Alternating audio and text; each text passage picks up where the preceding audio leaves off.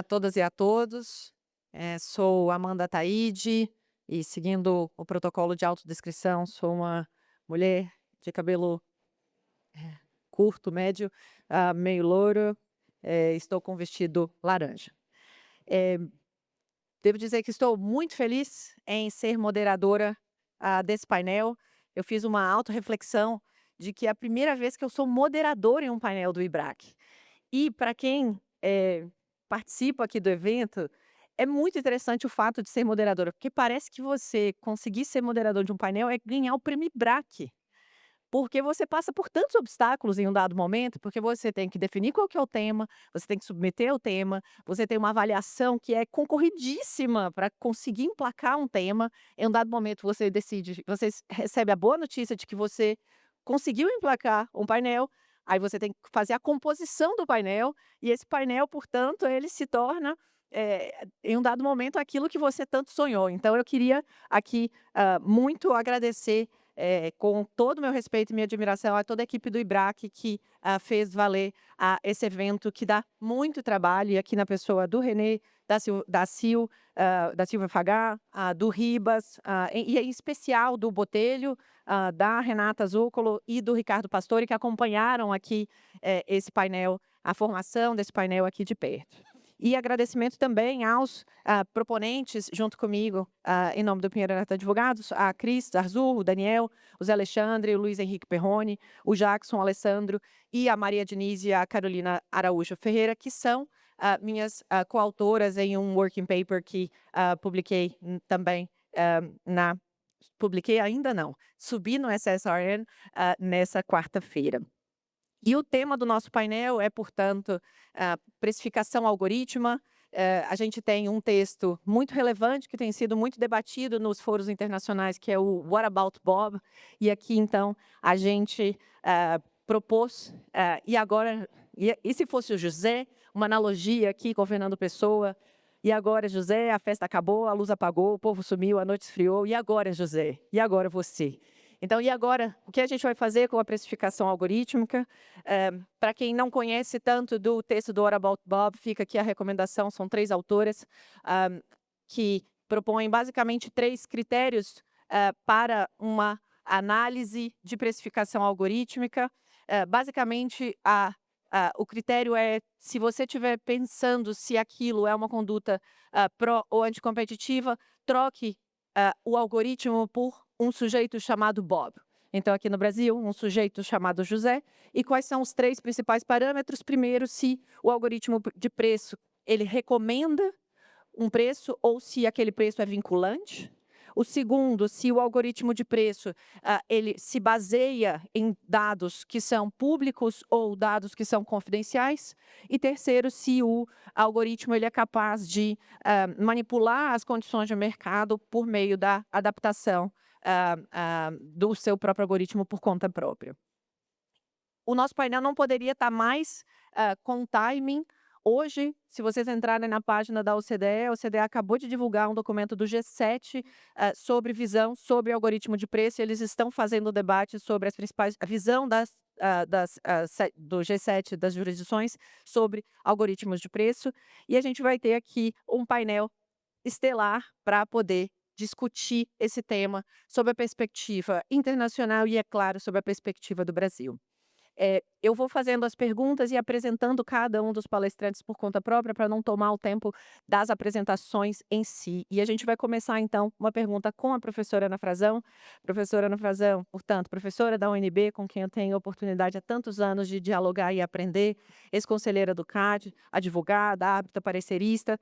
E a professora Ana Frazão, ao longo dos anos, tem defendido a ideia, portanto, de um Estado regulador que seja proativo, que seja ético.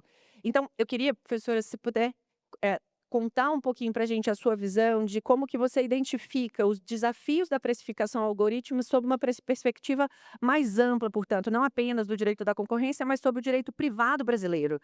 Quais que são, portanto, os desafios para as empresas e também para o Estado brasileiro? Obrigada. Obrigada, professora Amanda. Bem, antes de mais nada, bom dia a todas e a todos. É um prazer imenso estar aqui no IBRAC, ao lado de tantos amigos e pessoas que eu tanto admiro. E considerando que o nosso tempo é curto, vamos lá já para a resposta. Eu considero que a discussão sobre precificação algorítmica, sem dúvida nenhuma, é das mais relevantes da nossa época, por uma série de razões. A precificação, ela está associada ao cerne da livre iniciativa.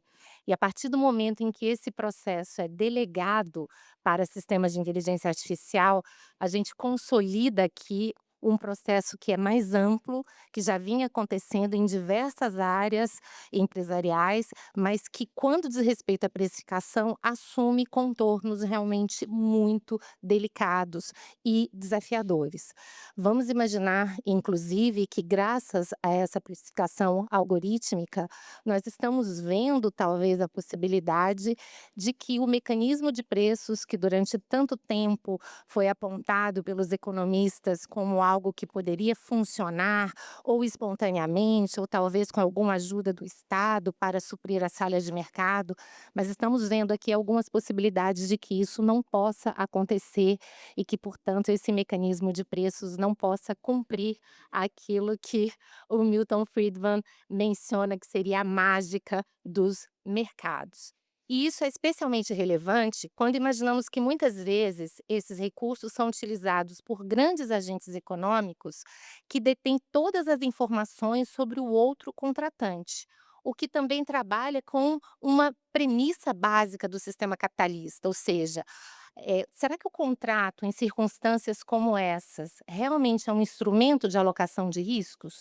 Quando uma das partes tem certeza do que a outra vai fazer, pode se antecipar ao que a outra parte irá fazer e, portanto, pode repercutir na precificação todo esse conhecimento que ela tem da outra parte, talvez aqui nem mesmo o contrato mais seja um instrumento de alocação de riscos e, mais do que isso, o sistema de preços, como a gente viu, possa estar bastante disfuncional. Isso, é claro, gera um problema estrutural para o capitalismo como um todo. Isso, é claro, gera inúmeros desafios para diversas áreas do direito, aí incluído o antitruste, mas não só, porque vejam que falar em precificação algorítmica é falar em um problema que tem desdobramento sobre os contratos, sobre o direito do consumidor, sobre uma série de dimensões da atividade empresarial, incluindo a concorrência desleal, ou seja, problemas micro que não necessariamente serão tratados pelo direito antitruste. Certamente que nessa mesa vamos falar muito da questão da coordenação de preços, a questão dos cartéis algorítmicos e das colusões já se tornou, de certa forma, bastante evidente ao falarmos de precificação algorítmica, mas eu queria dar um passo atrás para mostrar que, para além desses problemas, existem diversos outros problemas que também estão sob o objeto e deveriam estar sob a ótica do direito antitruste.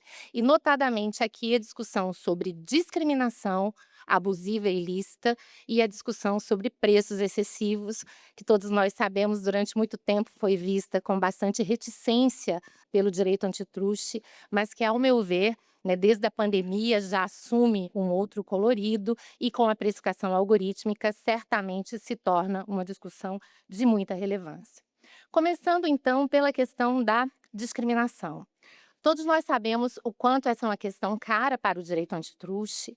Todos nós sabemos que, do ponto de vista mesmo jurídico e ético, a discriminação por si só não é necessariamente algo equivocado. Todos nós sabemos que a ideia, inclusive do princípio da igualdade, é tratar desigualmente os desiguais na medida das suas desigualdades. Todos nós sabemos que, pela ótica do direito antitruste, por tudo que aprendemos também com a teoria econômica, há inúmeras razões e, inclusive, inúmeros aspectos de racionalidade econômica que podem justificar a discriminação. A grande questão é que a precificação algorítmica, na medida em que ela é personalizada e ela se utiliza de dados sensíveis, que por sua definição são discriminatórios e discriminatórios em uma perspectiva abusiva, ela rompe vários dos limites do que nós chamamos de discriminação aceitável. Uma coisa é uma discriminação, seja de um consumidor, seja de um agente econômico, com base em critérios objetivos e que atendam a parâmetros de racionalidade econômica. Outra coisa é a discriminação com base em dados pessoais sensíveis, como idade, gênero, raça, condição socioeconômica, perfil político e tantas outras questões. Dados esses que são sensíveis, inclusive, porque a própria LGPD assim considera esses dados como sensíveis. E mais, uma outra coisa também é quando essas discriminações acontecem em larga escala e a partir de estratégias que, além de serem difíceis de serem identificadas, porque a rigor cada agente econômico, consumidor ou não, ele pode receber um preço diverso, com muita dificuldade muitas vezes para se mapear a política de preços de cada agente econômico, como também pelo fato de que sistemas algorítmicos, por sua definição, eles são também caracterizados por uma grande opacidade e grandes problemas relacionados à explicabilidade ou inteligibilidade. Vejam que, para além então de se saber se dados pessoais sensíveis e critérios que não têm uma racionalidade econômica poderiam ser utilizados para essa discriminação, ainda existe o problema de se saber em que medida há uma congruência entre o critério de discriminação e o quanto ele se projeta no preço final do produto ou serviço.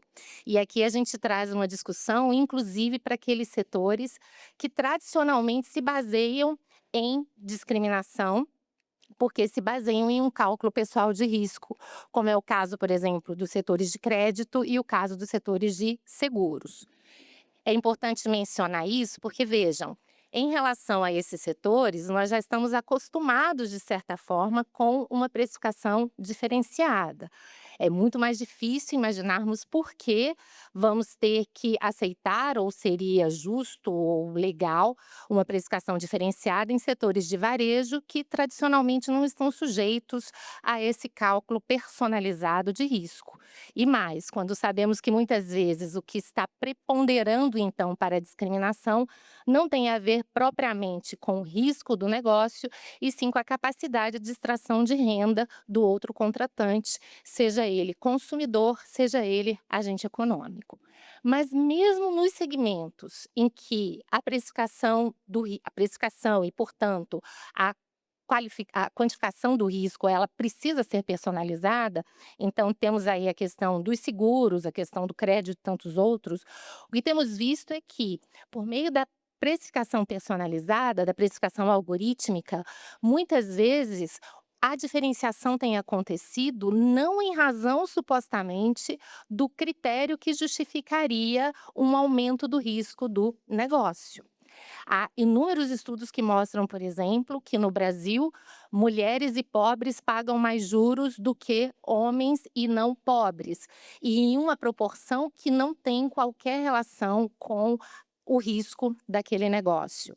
Há inúmeros estudos também no exterior que mostram que muitas vezes esses sistemas de precificação algorítmica têm sido utilizados de fato para extrair indevidamente renda dos outros agentes econômicos e muitas vezes reforçando muitas das vulnerabilidades, seja em relação a pobres, a mulheres, a negros e uma série de outras minorias.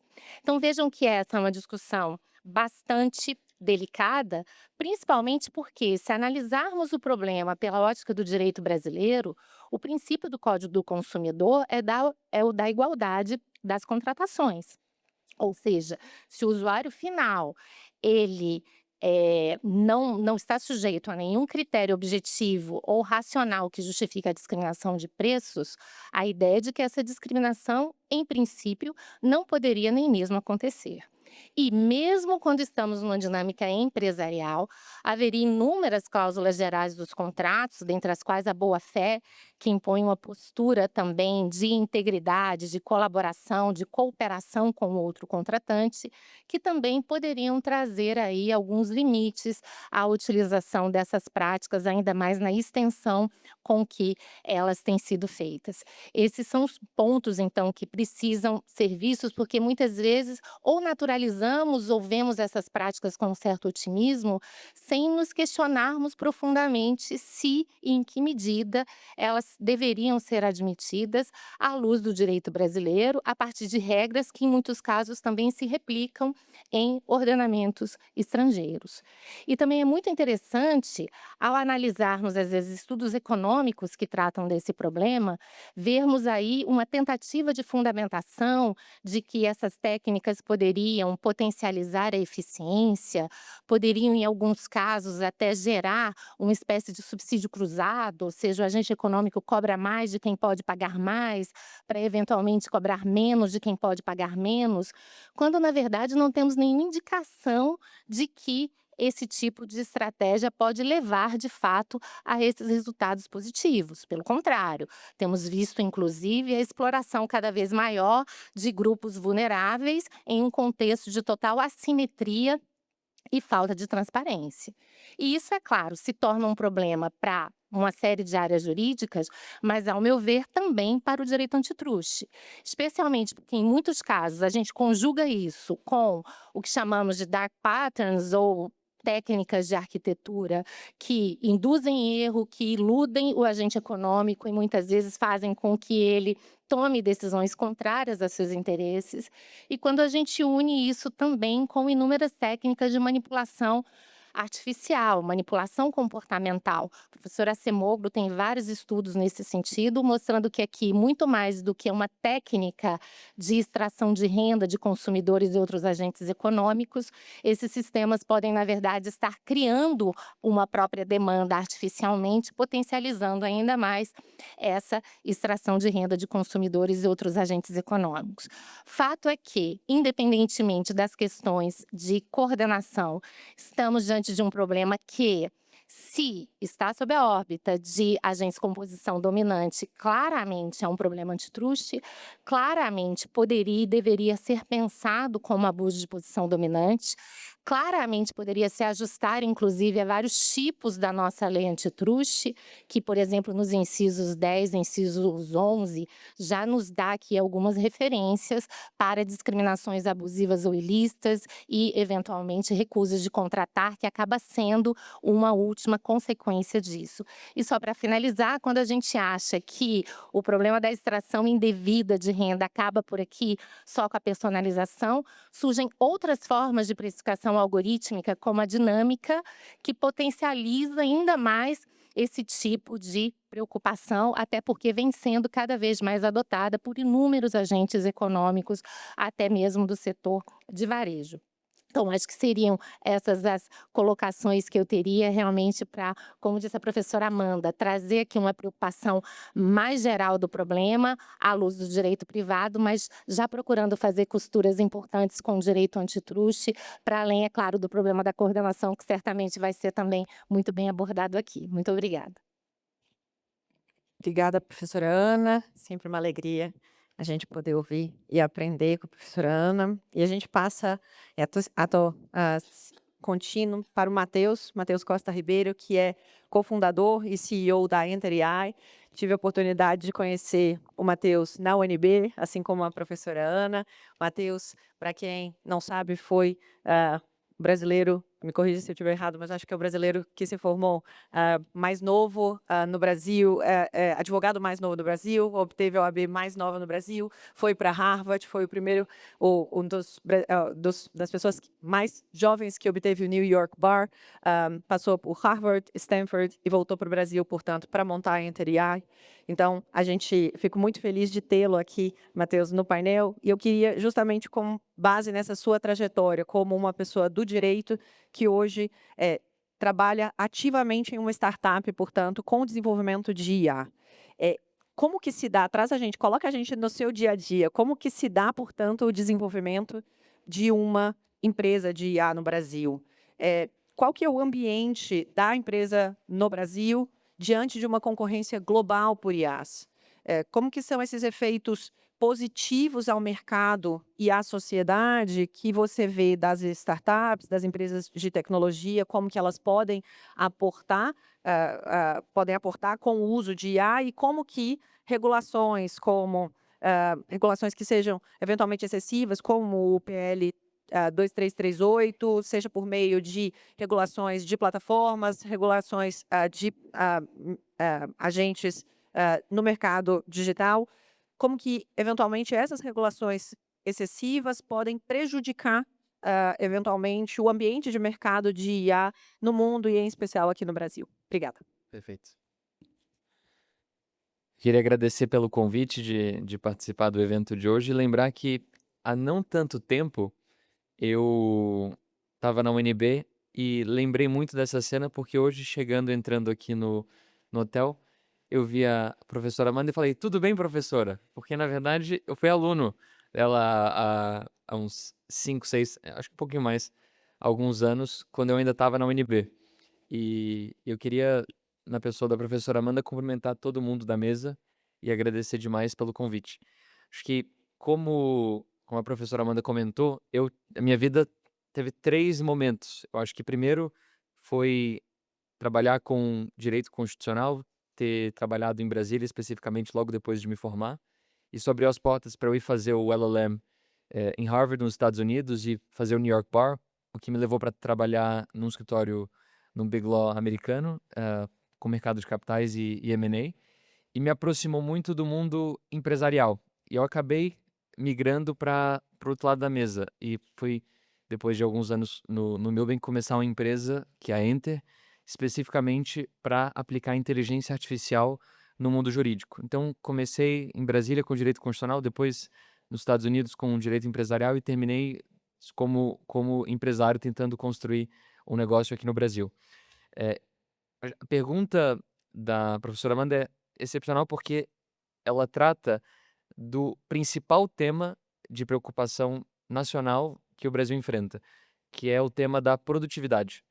Inteligência artificial tem a ver com o Brasil ser um país de produtividade excepcional e que consegue competir de igual para igual com os países mais produtivos do mundo, especialmente Estados Unidos e China. E eu separei aqui para falar de 3 coisas. Primeiro, concorrência global, em outras palavras, de que maneira uma empresa como a Enter, que decidiu fazer um negócio do Brasil com 100% do time trabalhando aqui de São Paulo, de que maneira nós competimos com outras empresas ao redor do mundo e por que isso deveria ser uma preocupação do regulador brasileiro. Acho que um segundo ponto é quais são os efeitos, tanto positivos quanto negativos, para a sociedade de existirem empresas de inteligência artificial disseminando essa tecnologia no país. E terceiro, falar especificamente da regulação excessiva, que a professora Amanda comentou. Em outras palavras, de que maneira essa regulação excessiva pode prejudicar empresas brasileiras. Começando pela competição global. A competição, ela inclui, ela acontece em 2 esferas: competição por talento e competição por clientes, basicamente por receita.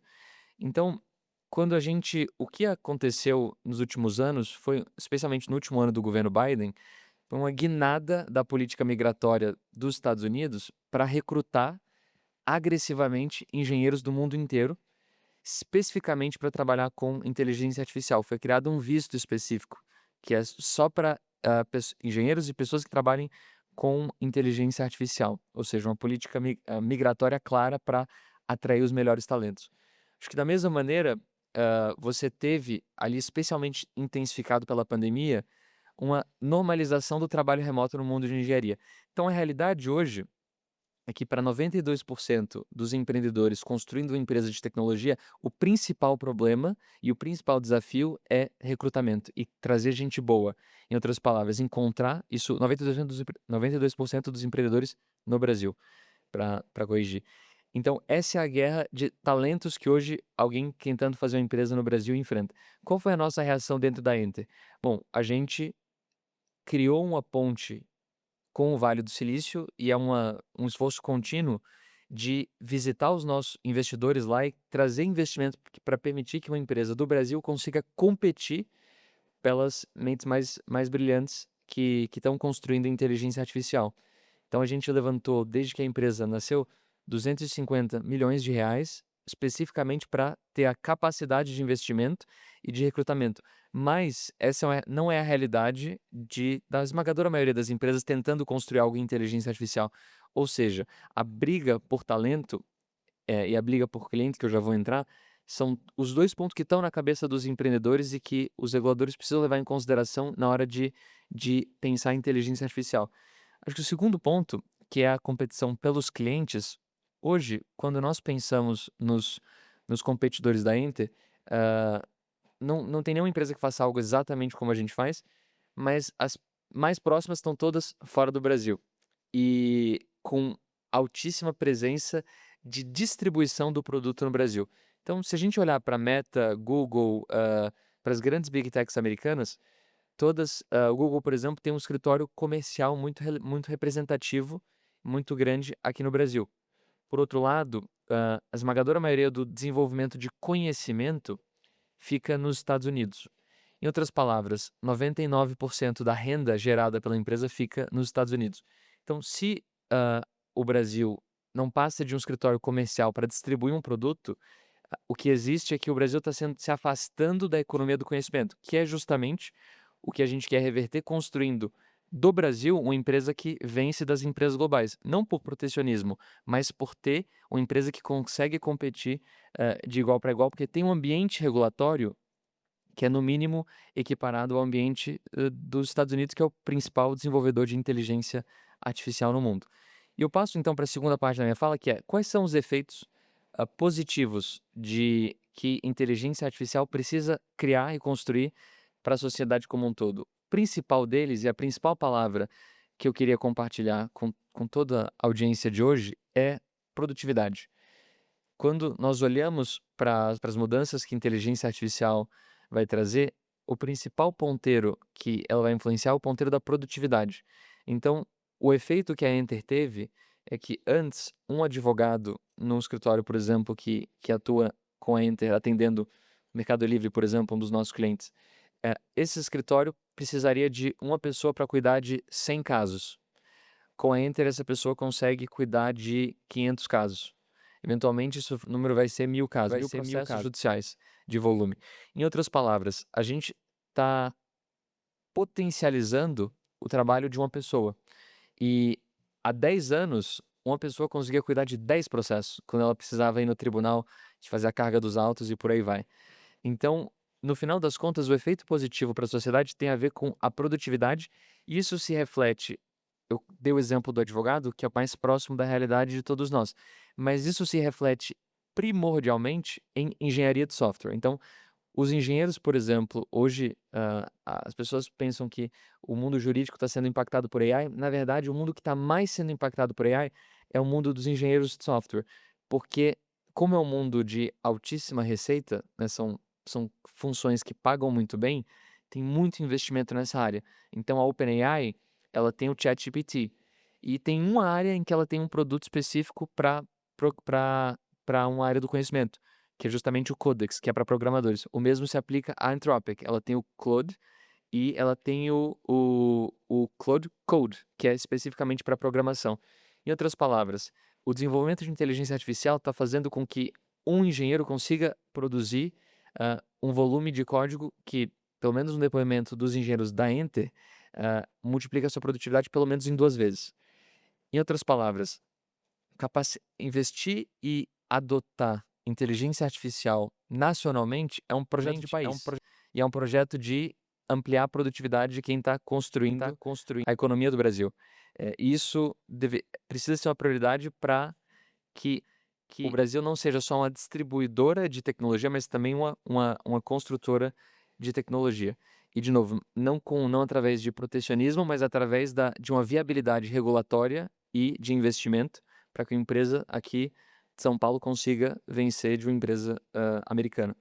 E eu me lembro muito bem de uma história quando eu estava fazendo meu MBA em Stanford e eu estava conversando com o Constantine, que é o General Partner da Sequoia. A Sequoia é o principal fundo de investimento do mundo. Eles foram os primeiros investidores do Airbnb, da Apple, do Google, da Nvidia.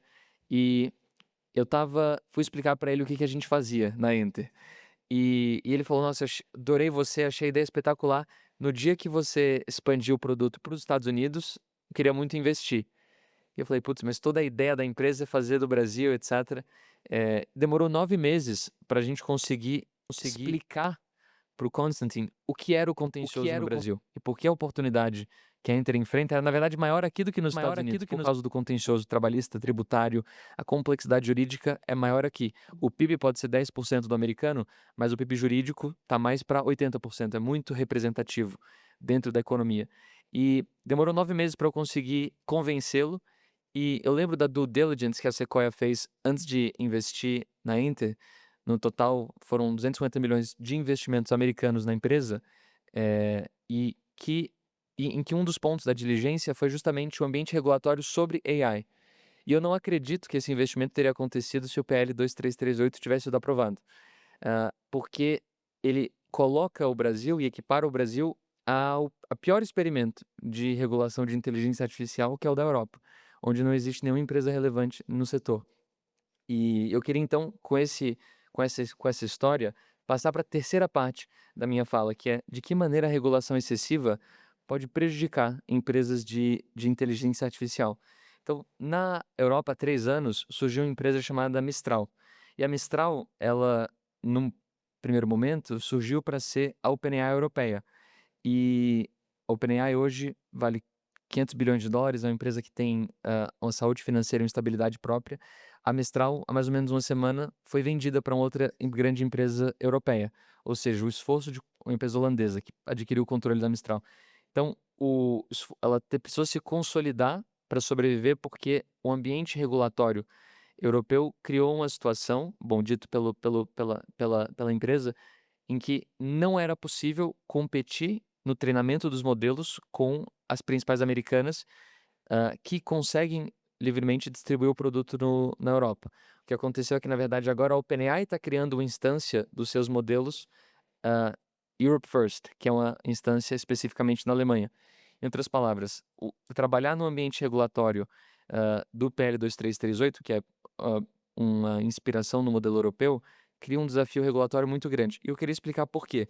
Basicamente, pelos mesmos motivos do desafio da concorrência global: equipe e clientes. Então, o PL 2338 ele tem o principal problema, que é criar uma espécie de uma censura prévia sobre modelos de AI desenvolvidos no Brasil. Então, ele cria uma definição de um modelo de alto alcance, e se você vai ler os incisos especificamente, um dos incisos diz que modelo de alto alcance é um modelo que engloba, pode impactar um alto número de pessoas, milhões de pessoas, e na prática qualquer modelo de uma empresa relevante vai se encaixar nessa definição. Em outras palavras, qualquer modelo que seja enviado para produção precisaria passar por uma avaliação técnica de uma entidade burocrática em Brasília. E isso coloca uma trava e um impedimento no desenvolvimento de novos modelos que não existe em nenhum país na vanguarda do desenvolvimento de inteligência artificial. Não existe nem nos Estados Unidos, nem na China. A gente vive hoje uma realidade em que o líder da regulação de inteligência artificial dos Estados Unidos se chama David Sacks, que era um dos líderes do PayPal no começo. E o David Sacks disse no primeiro dia dele como líder de AI do governo americano, ele disse: meu objetivo como líder da regulação de AI, é impedir que qualquer regulação aconteça pelos próximos 3 anos. Ou seja, o tom internacional é de até desproporcionalmente e irrazoavelmente agressivo. E eu acho que para garantir que os engenheiros, os advogados, que a economia brasileira se mantenha produtiva, a gente precisa manter isso em mente. E não é aceitável um projeto de lei que exija que qualquer empresa de inteligência artificial, para colocar um modelo em produção, precisa de uma aprovação regulatória prévia. E especialmente porque o projeto tem um segundo ponto super agressivo, que é uma espada de Damocles, uma multa não compensatória de 2% do faturamento da empresa ou R$ 50 milhões, o que for maior, que também é bem representativo. Mas, por fim, o terceiro e último ponto, que é com o qual eu queria concluir a minha fala, é que para regular AI, nós precisamos fazer uma regulação que tem como premissa o aumento da produtividade nacional e a ampliação do desenvolvimento de tecnologia no Brasil. Não por protecionismo, mas para viabilizar que empresas brasileiras como a Enter consigam atender hoje empresas globais como Airbnb, como Mercado Livre, como Nubank, em vez de uma empresa americana. Então, nós só conseguimos isso porque a regulação não nos sufocou. E o projeto ele revela em vários momentos ter sido escrito estritamente por advogados. Por exemplo, quando ele fala, e eu sou advogado, mas eu acho que justamente por isso é importante a complementariedade. Ele fala em alguns momentos de que é obrigatória a auditabilidade e rastreabilidade de modelos de inteligência artificial de alto risco. Só que praticamente tudo é de alto risco, de acordo com o projeto de lei. E isso é uma má compreensão de como os modelos funcionam. Se você pensa numa rede neural, acho que um bom exemplo é pensar como o nosso cérebro funciona. Às vezes você está caminhando no parque, vê uma cena de uma criança e do nada se lembra de um momento que você viveu com seu pai quando você era criança, que você se machucou no parque. Essas conexões, se alguém perguntar o que aconteceu no seu cérebro para você ter essa memória de 20 anos atrás com o seu pai, é impossível rastrear. O modelo de inteligência artificial de alta complexidade de uma rede neural não é tão diferente. Então, em outras palavras, o projeto ele revela uma certa ignorância técnica e é muito importante trazer os engenheiros para a mesa e, ao mesmo tempo, avançar qualquer regulação com essas duas premissas. Ou seja, ampliar o desenvolvimento de tecnologia no Brasil, para que a gente não seja só distribuidora de tecnologia, mas também a criadora e, ao mesmo tempo, aumentar a produtividade do país. Muito obrigado.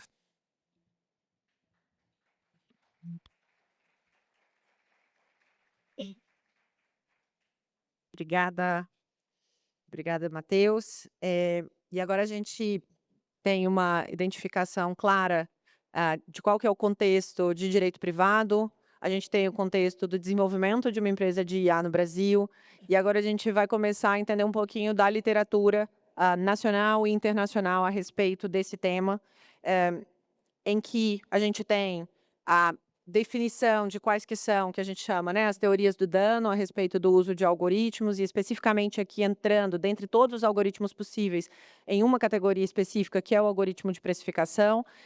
E aí, caminhando, então, a pergunta para o conselheiro Vitor Fernandes, conselheiro, professor do Instituto de Direito Público, o IDP no Brasil e de outras instituições, que tem um paper recente também a respeito desse tema.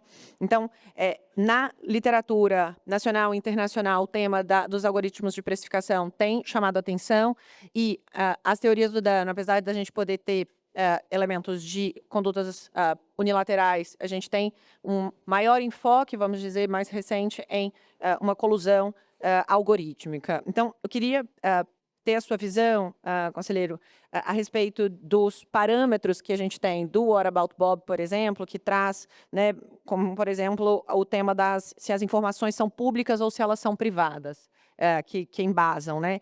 Como que precedentes que o CAD, o Tribunal do CAD já tenha julgado, como, por exemplo, precedentes sobre trocas de informações, investigações sobre troca de informação sobre conduta autônoma, de que modo que isso pode informar, como sendo um parâmetro de análise do What About Bob.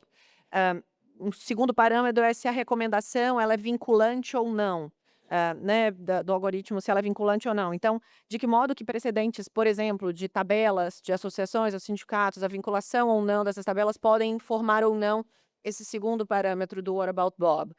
E, por fim, na sua visão, que teste jurídico é o mais adequado? Se a gente está falando, portanto, dessas teorias de dano, não necessariamente um algoritmo de preço que tenha uma colusão explícita prévia, mas a gente está falando, né, de outras hipóteses, seja de hub and spoke, seja de um eventual risco de uma colusão tácita, mas a gente está ainda em período de investigação.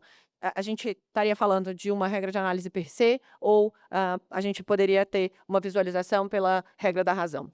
Obrigada.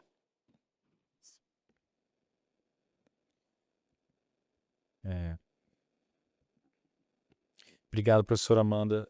Também gostaria de iniciar dando bom dia a todos, agradecendo muitíssimo ao IBRAC, a organização deste evento, aqui na pessoa do nosso presidente, doutor René, pelo convite, cumprimentar todos os demais membros da mesa, na pessoa da professora Amanda e também da professora Ana Frazão, minha eterna professora e orientadora. E dando alguns passos atrás, professora Amanda, eu acho que a gente tem aqui um problema, que começa a ser discutido na política de defesa da concorrência, nos últimos 8 anos, e a impressão que eu tenho é de que a compreensão que a gente está tendo desse fenômeno está se tornando cada vez mais dramática. A grande discussão sobre algoritmos de precificação no direito da concorrência começa por volta ali de 2017. A gente teve várias rodadas da OCDE, né? O professor Frederic Janin, inclusive, está aqui hoje, discutindo esse tema, e principalmente em 2017 tem um texto muito famoso do professor Ariel Israq, da Universidade de Oxford, que constrói os cenários de conluio os algoritmos que seriam de preocupação do direito da concorrência, né? E ele constrói ali vários cenários em que algoritmos poderiam ser utilizados para implementar um acordo anticompetitivo ou até mesmo para chegar a acordos anticompetitivos entre si. E a literatura, principalmente a literatura econômica e uma literatura de ciência da computação, avançou muito nos últimos anos, tentando responder à pergunta se algoritmos de precificação, afinal, conseguiriam chegar a fazer um cartel sem nenhum tipo de intervenção humana. Esse seria o maior pesadelo dos juristas, que é o que motivou o texto do Ariel Israq lá no passado. Será que a gente vai chegar a um cenário em que cartéis vão ser feitos simplesmente por robôs, sem nenhuma agência humana? Isso vai ser um problema? A literatura de ciência da computação e de economia gera resultados muito ambíguos em relação a isso. Tem um paper muito famoso do Emílio Calvano, que é um cientista da computação, que ele faz vários experimentos de criação de algoritmos de preço em laboratório para ver como que esses algoritmos de preço, e são algoritmos muito simples, algoritmos de K-learning, isso o Matheus deve saber melhor do que todos nós, como eles interagem, né? E o resultado é muito ambíguo, né? Porque, na verdade, os algoritmos conseguem se comunicar e responder uns aos outros, mas isso acontece depois de bilhares e bilhares de interações. Isso depende de várias situações e características de mercado, que são difíceis de prever na prática. Então, esse risco dos algoritmos chegarem a um conluio entre eles, que era, né, um cenário meio de science fiction lá de trás, ele parece ser menos problemático. O que, por outro lado, aparece e tem se tornado cada vez mais comum, inclusive nos casos norte-americanos, que eu acho que o Christian vai falar um pouquinho, são casos de um cenário específico que era discutido lá pelo Ariel Israq, que são casos de hub and spoke, que são basicamente casos em que vários agentes de mercado delegam uma função de precificação para um algoritmo centralizado que às vezes pode ser até ofertado por uma empresa terceira, né? Então, existe aí uma certa delegação para esse algoritmo de terceiro, que é uma espécie de hub, que vai fazer aí sugestões de preço para um conjunto de agentes de mercado.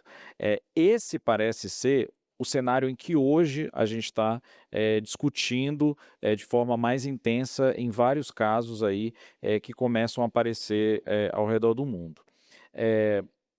Mas, e quando a gente olha, né, para esses casos, surge o que a professora Amanda mencionou, né, que é o teste, né, o What About Bob teste, que na realidade não me parece ainda ser propriamente um teste jurídico, né, mas é muito mais um raciocínio, ou vamos dizer assim, uma provocação intelectual, né, se a gente tem que olhar para esses casos e aí dizer, poxa, mas se em vez de ser um algoritmo fosse uma pessoa, isso seria condenável do ponto de vista da legislação antitruste? Isso seria um problema ou não?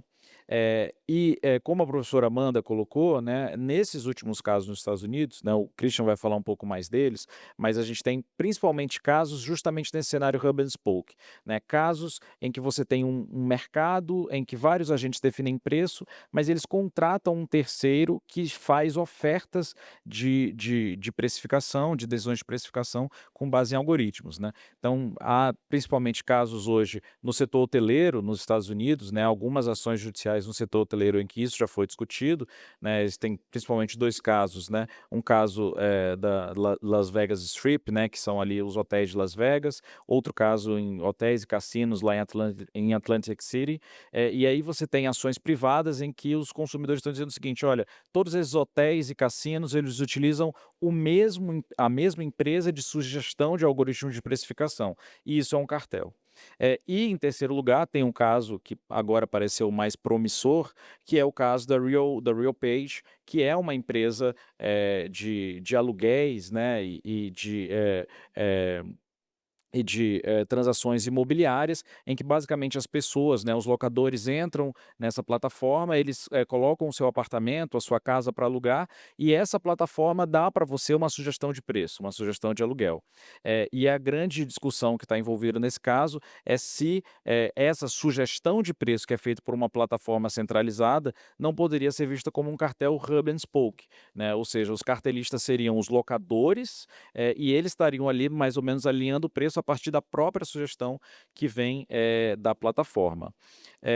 Nesses casos, né, e são decisões que até agora saíram, né, ainda um debate muito inicial, a gente não tem no CAD, por exemplo, ou no Brasil, acho que um parâmetro tão claro, né, para esse tipo de análise, mas nos Estados Unidos o que tem aparecido, né, como a professora Amanda colocou, é alguns critérios que estão dentro desse teste, What About Bob. O primeiro critério é se a recomendação é vinculativa ou não, o segundo critério é se as informações que estão sendo trocadas são informações públicas ou são informações sigilosas. Eu acho, né, e aí passando um pouco para uma visão um pouco mais talvez pessimista da realidade, eu acredito que o desafio que os algoritmos de precificação estão colocando para o direito da concorrência, eles são talvez muito mais profundos do que a gente está tentando fazer endereçando com soluções de doutrinas como essas. Por exemplo, quando a gente fala do critério da publicidade ou sigilo da informação, né, esse tem sido a principal linha de corte dos tribunais norte-americanos, né? No caso Gibson e no caso de Atlantic City, se diz o seguinte: olha, aqui não está comprovado que essas informações são sigilosas. No caso RealPage, parece que as informações que estão sendo trocadas são sigilosas. Ao fim e ao cabo, eu não sei se de fato esse é um critério que faz muito sentido. A rigor, se você tem um terceiro, que seria um hub, que faz recomendações de preço a partir mesmo de coletas de demanda, que são de informações públicas, se esse mesmo terceiro é utilizado por um diverso conjunto de empresas, principalmente em mercados oligopolizados, com poucos agentes, o resultado vai ser precificação a mesma para todo mundo. Tomadas de decisões de precificação que vão ser iguais para todo mundo, ainda que o input de tudo isso seja um input de uma informação pública. E aí eu acho que a grande discussão, né, sobre What About Bob, né, ou se fosse o José, é que o José não tem a mesma capacidade de um algoritmo, esse que é o ponto, né? Você nunca vai ter a mesma capacidade de processamento de informação, ainda que se esteja falando de uma informação pública. Então eu acho que focar na publicidade das informações é um critério que talvez não resolva o problema.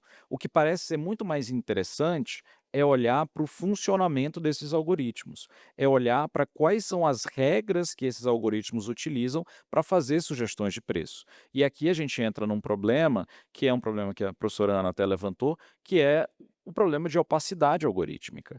Esse problema de opacidade algorítmica que hoje já é tão discutido em outras áreas, né, que está no cerne do PLDA, esse é um problema que para a política de defesa da concorrência também vai se colocar de uma maneira muito séria. Eh, e para encerrar também sobre a discussão de regra da razão e per se, esse também é um tema muito complexo, né? Nos Estados Unidos, inclusive nessas decisões, tem se dito até agora que não se aplica um regime de regra per se, principalmente porque lá existe uma compreensão que talvez seja muito diferente do Brasil, de que cartéis hub and spoke não são eh, analisados sobre ilícito per se, como aqui no Brasil se faz de alguma maneira, né? Então eu acho que inclusive eu acho que na decisão de RealPage se fala em algum momento, o juiz fala que modelos de negócios novos não devem ser analisados sob ilícito per se, porque não se tem um grande conhecimento disso. Mas aqui realmente agora para finalizar no meu último minuto, voltando um pouco àquela reflexão, eu acho que o uso de algoritmos de inteligência artificial, principalmente esses algoritmos de precificação, no futuro, vão colocar tensões para a política de defesa da concorrência que são muito mais estruturais do que pensar doutrinas para análise de condutas anticompetitivas. Tem um texto muito interessante do professor Daniel Crane, que chama O Antitruste depois da New Coming Wave, né? Que é uma referência àquele livro famoso do Suleiman, né? E ele fala o seguinte, olha, quando a gente volta lá atrás para o debate sobre por que mercados competitivos são os melhores mercados para a sociedade, a gente tem sempre uma resposta, né, que vem até lá da escola austríaca, que diz o seguinte, olha, mercados competitivos são os melhores para a sociedade porque eles são os que provêm a melhor informação.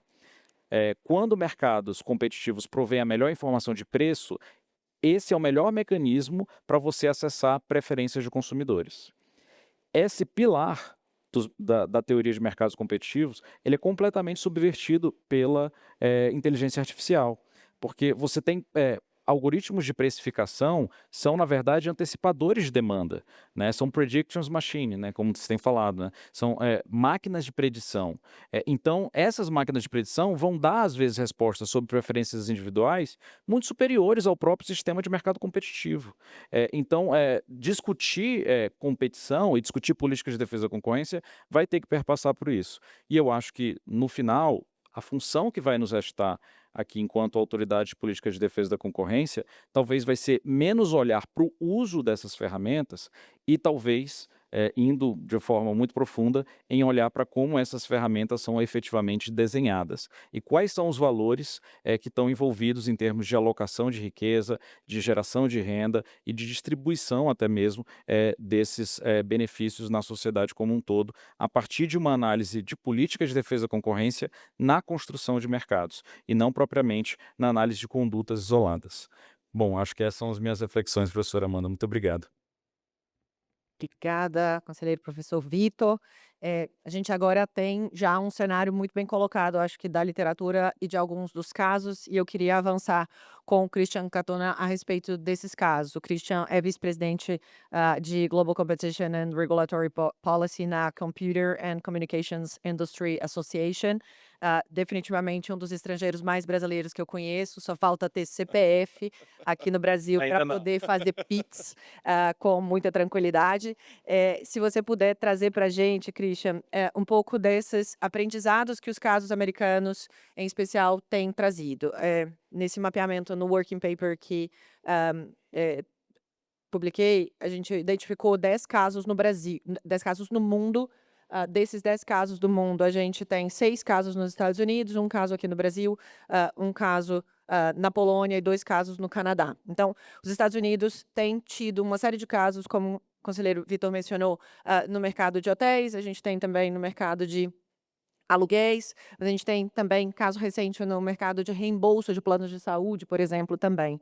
Então, eu queria entender um pouquinho como que esses casos, esses precedentes que ainda estão em litígio, né? Eu acho que só o caso Topkins, lá atrás de 2015, que já teve uma desses, que a gente teve plea agreement, teve 2 casos que já foram dismissed, mas outros, a maior parte dos casos estão ainda em andamento. Então, o que a gente tem tido da utilização ou não desses parâmetros do What About Bob e, em especial, quais que são os argumentos de defesa? Quais que são os argumentos de pró-competitivo? A gente falou de teorias do dano, mas o que tem sido trazido de argumento pró-competitivo do uso desses instrumentos de algoritmo de precificação que têm sido reconhecidos no tribunal, seja de modo, né, com decisões interlocutórias, seja por meio de decisões finais? Obrigada. Muito obrigado, Amanda. E você está me dando uma boa ideia como esse CPF Pix, mas bom dia a todos e todas.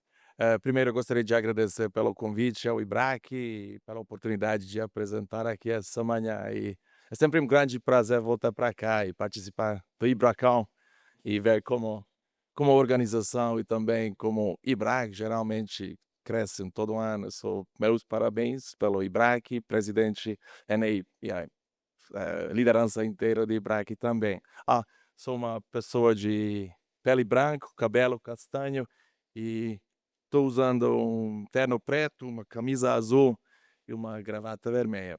Então, comecei a minha fala em português, mas agora vou continuar em inglês.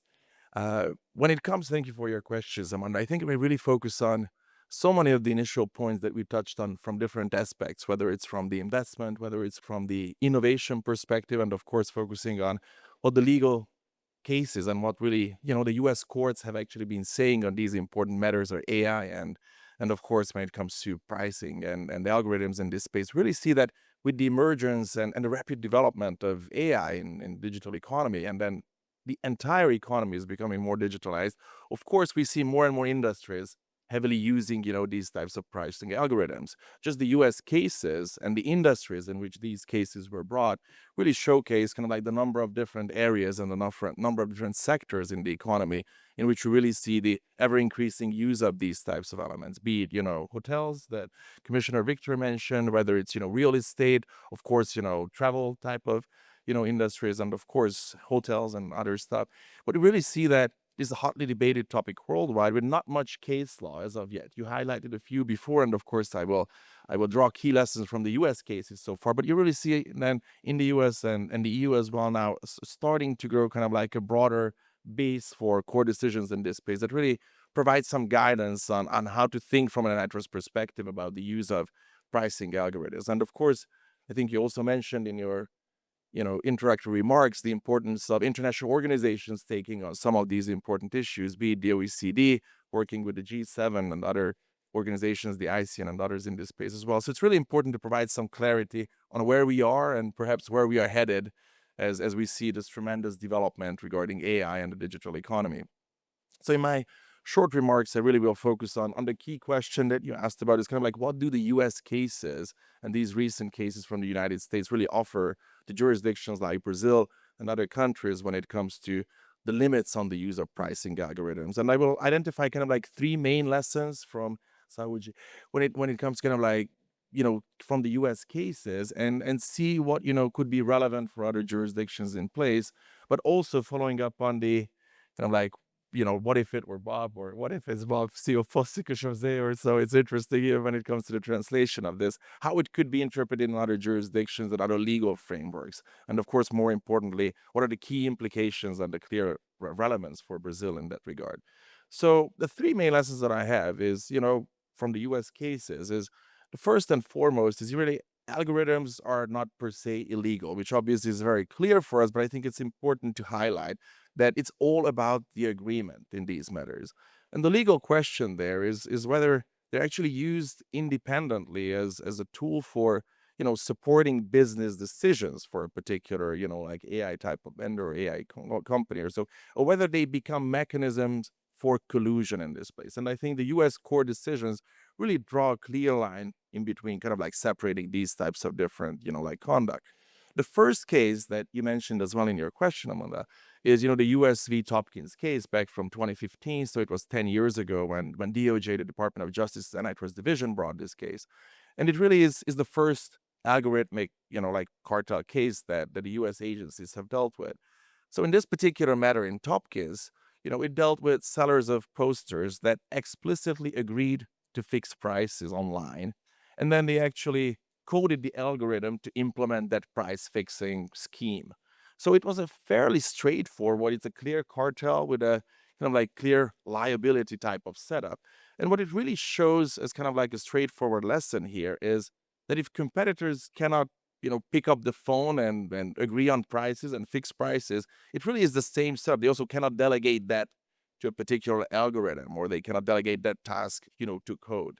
So that was really the first matter that brought a lot of attention to kind of like pricing algorithms in the US 10 years ago. But we really see the last few years, as you also mentioned, a number of cases that really have been focusing on different aspects of how pricing algorithms work in practice, how they impact the competitive dynamics in digital markets, and of course, whether they are anti-competitive or have any kind of space in that particular space. But the next two cases that I wanted to contrast the Topkins case with are the hotel cases that Commissioner Victor also brought up, which is, the Gibson case from 2023 and then Caesars from 2024.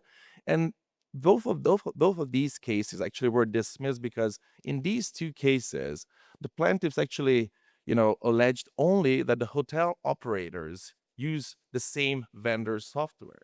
So there was beyond that particular parallel use, there was no rim in the so-called hub and spoke wheel, as Commissioner Victor also mentioned. That really was a key element of the court's analysis of this particular matter and the facts of this particular case. There was also no pooled non-public data in this case, which again leaves us with the key takeaways that, again, independent adoption of tools is lawful in that regard. And the collusion here, and very importantly, antitrust in general, obviously requires horizontal agreement or data sharing.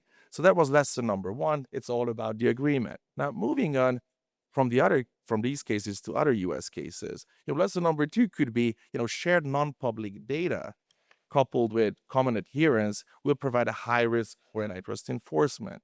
And the leading cases, or the main ones in this matter, really were the real estate ones that Commissioner Victor alluded to, RealPage and Yardi in 2024. And in these particular matters and cases, the complaints survived where plaintiffs plausibly alleged that landlords, because these were, real estate cases, they fed sensitive non-public rental data into the particular system that they created. But very importantly, as a second step as well, then they basically uniformly followed the recommendations that were made throughout the system. And courts in the United States in these particular matters, and since then as well, have found that this is enough to infer horizontal agreement. There's a similar case that really focused on the same type of setup from last year, 2024, and that's in the health insurance space, in the multi-plan health insurance litigation. And in this particular matter as well, the complaint alleged that the algorithm's reimbursement recommendations were effectively mandatory and not just advisory, which again was a key element in the court's analysis in reviewing this particular matter. And when it comes to these three cases, what one really sees as kind of like the second lesson is what really tips the scale here is not just using AI and pricing algorithms, but the two key elements are that on the one hand, that pooling competitively sensitive data was taking place as part of these cases. And then importantly, there was a commitment to follow its output. So basically the agreement was implemented not by handshakes, but basically by shared code, and then of course common adherence in this regard. Now, when it comes to the third main lesson after looking at these US cases, you really see it focuses more on the pro-competitive uses of AI and how courts in the United States really reward independence and transparency in this space. So the two hotel cases, Gibson and Caesars, the courts noted in those matters that firms retained actually independent discretion on the one hand, and the outputs actually relied on public data. And these elements weighed very heavily against any kind of conspiracy or collusion type of charges. Now, a key element here that the courts have also looked at is efficiency arguments. And then that efficiency arguments really carry weight when it comes to reviewing how AI and pricing algorithms work.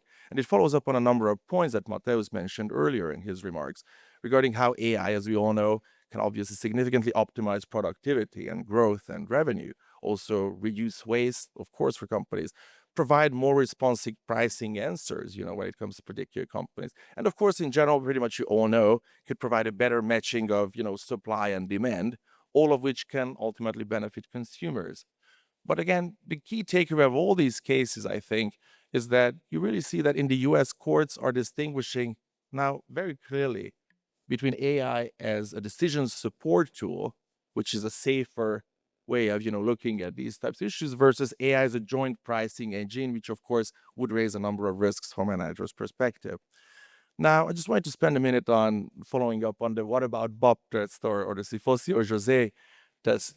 If we look at that, and then there was a lot of question, where does it actually even come from? And, it was former FTC Commissioner and Acting Chairman Maureen Olhausen asking this question regarding, Bob, a human consultant, couldn't collect rival secrets and of course, tell everyone how to price, then neither can an algorithm do so. But what we really see is the test itself really is getting applied, like in the United States in recent cases, to three main criteria, as mentioned before. On the one hand, data sources, And of course, the second is the commitment. Are firms expected to follow outputs, or is it just an advisory type of commitment? And the third and very important element is the horizontal linkage element. Is there a rim then, some understanding, be it explicit or tacit, among rivals to actually use the tool to coordinate prices? And what we really see is in the United States, courts in the recent years with these recent examples as well are increasingly making rulings aligning with these main three criteria. And if you look at the framework, that the What About Bob test provides, you really see that the recent cases I mentioned as well, and the divergence when it comes to the outcomes of those particular matters also shows how the test is actually applied by the courts. Because in Gibson and Caesars, the two, hotel cases, they basically fail because they lack these particular elements. On the other hand, in the other three cases, which is, RealPage, Yardi, and Multiplans, they survive because Planet's actually alleged all three of those elements. So this brings me to kind of like the main point of what I wanted to focus on. Is just what are the relevant implications and lessons then for Brazil and other jurisdictions from these US cases, and how those could be interpreted in other jurisdictions.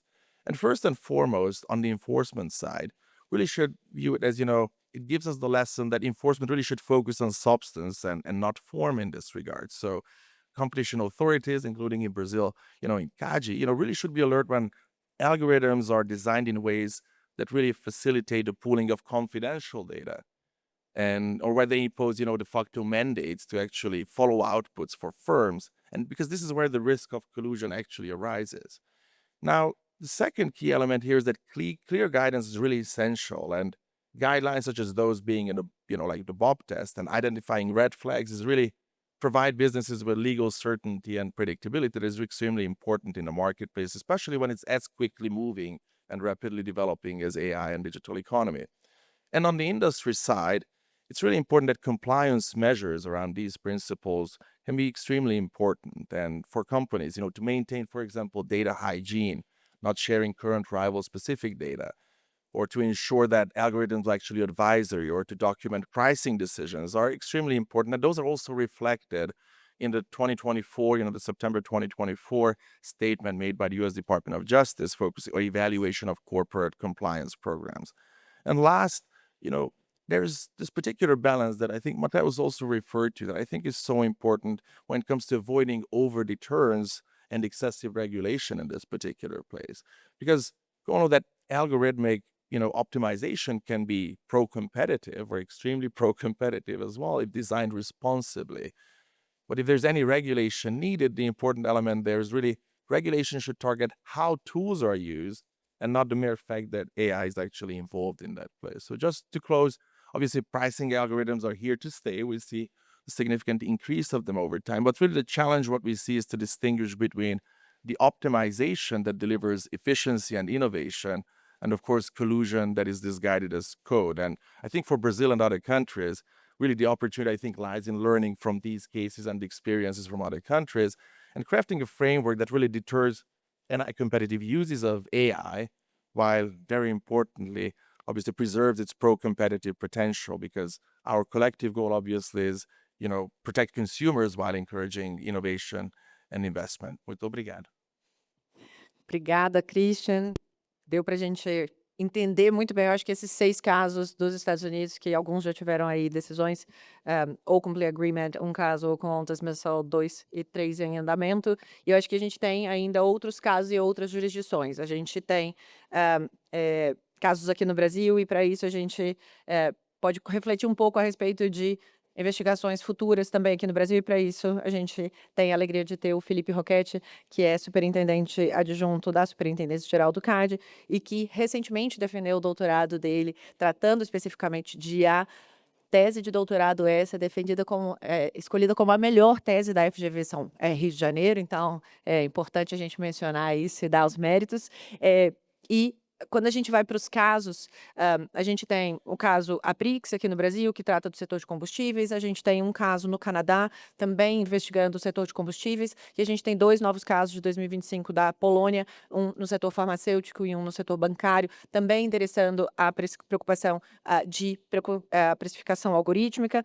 Então, eu queria, se você puder trazer um pouco das reflexões, Felipe, que você trouxe, não apenas no seu doutorado, sobre justamente essa a complementariedade da atuação do CAD com outras agências e também tentando identificar, né, à luz do caso já existente, a PRIX, obviamente, sem entrar no mérito aqui necessariamente do caso, mas como que os parâmetros que a gente está conversando, os 3 parâmetros do What About Bob, eventualmente podem ser parâmetros de análise, como que esse elemento da fonte, né, das informações serem públicas ou privadas, são ou não um elemento central para análise, de que modo que outros parâmetros adicionais podem ser utilizados para parâmetros que a gente pode considerar eventualmente já tradicionais, e com muitas aspas aqui no tradicionais, para análise, por exemplo, de trocas de informação que de nada de tradicional tem, mas que dentro do mundo que a gente está falando, talvez já seja algo mais tradicional. Obrigada. Obrigado, Amanda. Primeiro, sou Felipe Roquette, sou um homem branco, de cabelo, uso óculos, cabelo castanho, mas com uma crescente proporção de cabelos brancos. Tô de terno cinza, camisa azul, e esse é quase um milagre. Queria primeiro agradecer ao IBRAC e a Amanda, parabenizar toda a equipe do Pinheiro Neto pela organização da mesa. É um prazer estar aqui sentado ao lado de pessoas que eu admiro e acompanho há bastante tempo. É importante eu fazer o disclaimer básico. Aqui as opiniões que eu darei são pessoais, não representam opiniões nem da Superintendência Geral, muito menos do CAD. Eu agradeço também a Amanda as palavras gentis sobre o doutorado, mas assim, eu converso com meus colegas, eu falo que decidir fazer o doutorado foi a melhor decisão ruim que eu já tomei na minha vida. Mas eu tive a sorte de escolher um tema que me permitiu acompanhar um pouco o debate a quente, várias jurisdições discutindo projetos de regulação. E aí, Amanda, eu vou dividir a sua pergunta em 3 pontos, vou tentar respondê-las de maneira bastante objetiva para respeitar também o tempo. Em relação à complementariedade da atuação do CAD contra as agências, eu acho que quando a gente está lidando com problemas multicausais, como concorrência, IA, meio ambiente, são vários deles, né? Eles trazem um desafio que não é trivial num ponto muito sensível do ciclo de políticas públicas, que é a fase da implementação, porque envolve necessariamente uma necessidade de coordenação interinstitucional.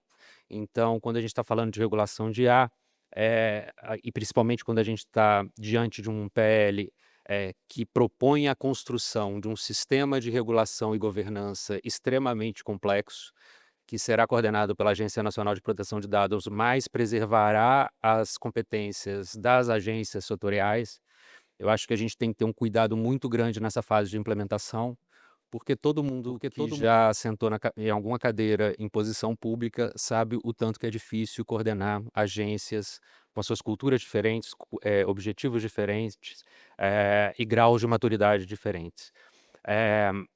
Mas assim, a gente também não pode ser poliana e fazer uma crítica ao PL sem pensar se havia alternativas plausíveis para um desenho diferente desse. Eu acho que foi o melhor desenho possível, dado o processo de construção desse PL de regulação de IA, que todo mundo que acompanha já são 3 anos de discussão, várias versões, mas eu acho que é um ponto que, na perspectiva da Autoridade de Defesa da Concorrência, a gente precisa estar atento, porque coordenar com outras agências não é trivial. Um outro ponto que você coloca, Amanda, é sobre o What About Bob. Eu gosto desse tipo de heurística, dessas regras de bolso que tentam facilitar uma primeira aproximação de problemas complexos. Mas eu acho que ela tem que ser constantemente desafiada pelos casos concretos que vão surgindo. E eu acho um pouquinho isso, né, o que o Christian apontou aqui, o conselheiro Vitor. Mas eu acho que essas regras de bolso, elas têm um pequeno defeito que, às vezes, elas não reconhecem a complexidade do fenômeno que elas pretendem solucionar. Eu acho que pode parecer uma certa platitude falar isso, mas eu acho que é difícil construir uma heurística que vá conseguir solucionar todos os problemas de precificação algorítmica. Porque, por mais que esses 3 elementos que ele apresente sejam uma primeira aproximação, Eu acho que tem outros fatores determinantes que o uso de algoritmos de precificação trazem em termos de risco e que precisam ser enfrentados quando a gente vai lidar com casos concretos. Então, por exemplo, eu acho que a heurística não se aplica de maneira geral para todos os mercados, independentemente do número de concorrentes, por exemplo. Da mesma forma, eu acho que mercados nos quais há hipertransparência de preço, a gente tem que ter outras métricas e ferramentas para enfrentar possíveis casos de colisão algorítmica. E também, quando a gente está lidando com modelos abertos de IA e também com agentes de IA, existe um risco muito maior de você ter a manipulação autônoma das condições de mercado, que é o terceiro critério que o teste de Bob traz. E aí eu acho que, partindo um pouco para, não propostas de solução, mas eu acho que alertas que devem ser feitos para o mercado, eu acho que essas especificidades dos mercados, do desenho do mercado, hipertransparência, uso de algoritmos muito mais sofisticados do que algoritmos de machine learning, traz um ônus adicional para as equipes de compliance antitrust. Eu acho que, na perspectiva dos desenvolvedores, eu acho que as empresas têm que ter cautelas adicionais quando elas forem oferecer essas soluções ao mercado. Na perspectiva do contratante, também tem um ônus diferenciado quando você vai contratar essas aplicações de precificação. A gente vê em alguns casos concretos a necessidade de você aferir se dados de concorrentes são utilizados, qual é o nível de transparência e de troca das informações que você fornece para o algoritmo, para outras empresas que também contratam aquela solução. E eu acho que é um problema crescente. Existe uma base de dados que se chama Crunchbase, que mapeia, né, startups e empresas em área de tecnologia. Se você vai fazer uma pesquisa lá, é bem simplória, é impreciso, obviamente, mas a gente identifica no Brasil 160 empresas que desenvolvem soluções de precificação e no mundo mais de 12 mil. Então, assim, é um problema que existe, está aí na rua e que a gente precisa enfrentar. O último ponto, Amanda, que o tempo já esgotou e vai começar a tocar a sirene, em relação à metodologia tradicional de análise de casos de troca de informação. Eu vou dar uma resposta um pouco canalha sobre isso, mas eu concordo com o ponto que o Vitor até balançou a cabeça. Eu acho que a gente ainda não tem essa tradição em TIS, ela está sendo construída. Basta dizer que o primeiro caso de troca de informação puramente sensível, né, autônoma, foi encaminhado para o tribunal há poucas semanas, que é um caso num mercado muito menos sexy que há, que é de aftermarket. Então, eu acho que a gente ainda depende do tribunal se debruçar um pouco sobre troca de informação sensível antes da gente enfrentar esse tipo de situação num mercado complexo como o de precificação. Mas, assim, como eu disse um pouquinho antes, a gente tem um desafio que eu acho que é maior quando a gente vê aplicações baseadas em IA agêntica, né, que é o novo hype do mercado de IA, sendo implementadas. De novo, a Crunchbase indica que existem mais de 16 mil empresas no mundo que hoje desenvolvem aplicações baseadas em IA agêntica e que trazem riscos adicionais, principalmente quando a gente está lidando com a questão da autonomia dos algoritmos de precificação para alterar as características do mercado. Tem um paper recente desse ano que é muito interessante, que foi publicado por 3 autores. A autora principal se chama Sarah Fish, ela é de Harvard, que é Algorithmic Collusion by LLMs. E ela fez um teste com grandes modelos de linguagem, né, como o ChatGPT, etc., nas versões anteriores, mais antigas. E ela demonstrou que essas aplicações podem, de maneira autônoma, desenvolver estratégias que levam à colusão. Se você utilizar as aplicações ChatGPT nas versões mais atuais e solicitar que ela crie estratégias de precificação para sua empresa, ela pode chegar numa estratégia colusiva e praticar preços supracompetitivos, o que é bastante interessante. E é um paper muito legal de ler. Mas, assim, para encerrar mesmo, Amanda, eu acho que, assim, esse é mais um tema que eu acho que o antitrust é desafiado a lidar com uma situação de relativa incerteza. E talvez a postura de tentar adaptar teorias do dano e o instrumental mais antigo para lidar com esse novo fenômeno da precificação algorítmica pode não ser a solução ideal. Mas eu acho que o antitrust sempre esteve à altura desses desafios e soube lidar bem, sendo criativo, adaptando, inovando. E aí, só para encerrar mesmo minha fala, eu queria lembrar um conterrâneo nosso, Amanda, que em 42 escreveu um poema que também falava do José. Ele recuperava um pouquinho o sentimento de incerteza que ele teve quando se mudou do interior para a capital. Eu vou ler um trechinho, é do Carlos Drummond de Andrade, e diz mais ou menos assim: com a chave na mão, quer abrir a porta, não existe porta. Quer morrer no mar, mas o mar secou. Quer ir para Minas, Minas não há mais. José, e agora? E eu acredito, assim, pessoalmente, que tanto o poder público quanto o mercado e quanto a academia, eles têm condições de desenvolver novos instrumentais para a gente lidar com esse fenômeno.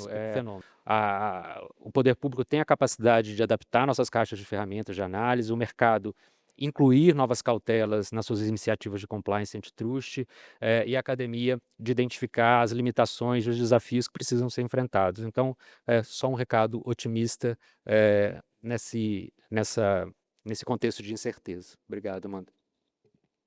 Excelente, Felipe. E aqui a gente identifica, portanto, né, uma atenção recente e crescente a respeito de algoritmos, algoritmos de precificação, a importância de uma adequada atenção para a regulação de IA não ser desconectada com a realidade global. E eu acho que nessa proposta de parâmetros para José, contribuir talvez com my 2 cents, de que talvez a gente tenha, e essa é a proposta que a gente colocou no working paper, e eu adoraria receber críticas de vários de vocês, que a gente tenha talvez 5 parâmetros adicionais aos 3 do What About Bob, de que, primeiro, a gente tem evidência de uma colusão explícita anterior. Se for isso, talvez a gente esteja num caso Topkins que a gente tenha essa discussão mais óbvia, vamos dizer. O segundo, será que esse algoritmo de preço ele é recomendado por um sindicato, por uma associação, que poderia eventualmente levar a uma lógica aqui no Brasil, né, de uma influência, conduta? Claro que com parâmetros adicionais. Terceiro parâmetro adicional, se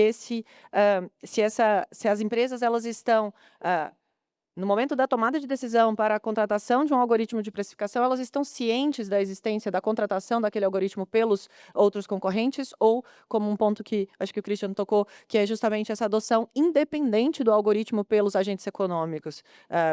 Talvez esse seja um elemento muito relevante para se avançar na análise. Um quarto ponto, os algoritmos de precificação são usados por empresas que terão posição dominante, seja individual, seja coletiva. Talvez aqui a gente tenha essa questão da atenção ao mercado, que foi mencionado também, para mercados que sejam mais ou menos oligopolizados. Será que isso tem capacidade de gerar algum efeito anticompetitivo no mercado? E aí vai para o último, justamente trazendo alguns pontos que foram trazidos. O algoritmo, né, ele pode trazer eficiências muito significativas para o mercado, e o Matheus trouxe esse ponto. Então, considerar as peculiaridades daquele mercado e as eficiências daquele mercado também pode ser um elemento muito importante, e costurando, né, ao final, com o que foi mencionado a respeito dos casos estrangeiros, e também sobre regras de análise. A gente está num mercado que a gente tem, certamente, está começando a identificar as preocupações a partir dessas reflexões e efetivamente, se não for um caso de colusão explícita, talvez, de fato, a regra da razão seja a regra, o padrão de análise adequado para esses casos. E eu queria dizer que, de minha parte, aprendi muitíssimo aqui no painel, e eu espero que tenha sido também instrutivo a todos vocês. Então, eu queria agradecer a professora Ana Frazão, Matheus, conselheiro Vitor, Christian, Felipe. Obrigado pela presença de vocês. Obrigado pela presença de vocês. Tinha gente até em pé ali, eu fiquei achando um sucesso. Uma salva de palmas ao nosso painel. Obrigada.